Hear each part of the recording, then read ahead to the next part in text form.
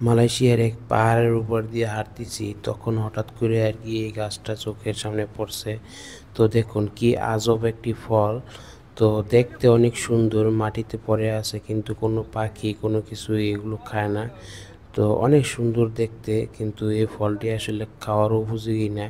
তো অনেক চেষ্টা করছিলাম এটা আসলে কিভাবে খায় বা কাউকে জিজ্ঞেস করে, কিন্তু আসলে এটা খাওয়ার মতো কোনো পাচ্ছি না। তো রাস্তা থেকে এখানে আসলাম তো এই ফলটি দেখে। তো দেখুন এই গাছটি অনেক পুরাতন, এবং এই পাশে আর একটা গাছ দেখতেছেন, এই গাছটিও এই ফলটাও আসলে কি ফল জানি না, কিন্তু এটাও কিভাবে খায় জানি না। দেখুন মালয়েশিয়ার জঙ্গলে এরকম হাজার হাজার ফল বা এরকম অনেক পুরাতন গাছ দেখা যায়, তো যেগুলো আসলে মানুষ খায় কিনা জানি না।